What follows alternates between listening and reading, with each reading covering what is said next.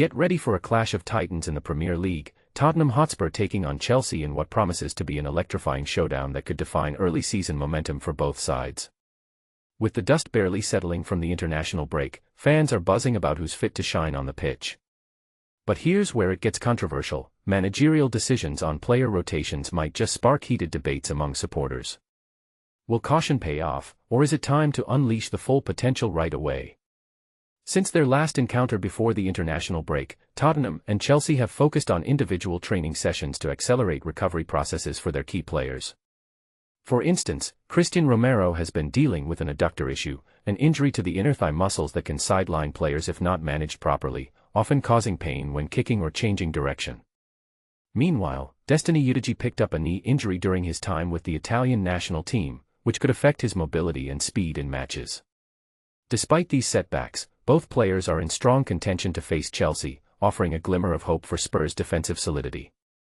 Additionally, Wilson Odobert is fully fit and ready after overcoming a side strain, a common ailment that strains the muscles along the torso and can limit explosive movements. In his pre-match press conference, manager Ange Postecoglou expressed optimism, saying, "The positive is that Romero, Destiny, and Wilson are available for selection to the squad." This availability could be a game-changer, allowing Postecoglou to field a more robust lineup. While he might choose to be cautious with Udogie, perhaps introducing him from the bench to build up his match fitness gradually, a smart tactic to avoid re-injury, there's a real possibility that Romero could return directly to the starting defense for this high-stakes fixture. And this is the part most people miss: how these call-ups reflect broader strategies in balancing risk and reward in elite football. On the comeback trail, Cristian Romero's return could anchor Tottenham's backline, providing that crucial experience against Chelsea's attacking prowess. Meanwhile, out with injuries are Archie, a calf injury, which typically involves strain in the lower leg muscles and can keep players out for weeks, and Dominic, whose recovery from ankle surgery is progressing slowly. He won't be back until after the next international break, meaning the team must navigate without their top striker for now. Postecoglou has been experimenting with a slightly different tactical shape in recent games, deploying what feels like two number 10s when Spurs are in possession of the ball. This setup allows for more fluidity and creativity in midfield, with players like Lucas Bergvall operating from the left wing in the match against Newcastle, and Xavi Simons taking on a similar role in their victory over Everton, alongside Mohamed Kudus as the central attacking midfielder. Even after a busy schedule of matches, Joao Palhinha and Rodrigo Bentancur are poised to anchor the midfield base once again, their stamina and defensive nous key to controlling the game's tempo. Brennan Johnson's performances in those recent outings left something to be desired, potentially opening the door for him to be dropped from the starting 11, a controversial choice that could ignite discussions about squad depth and consistency.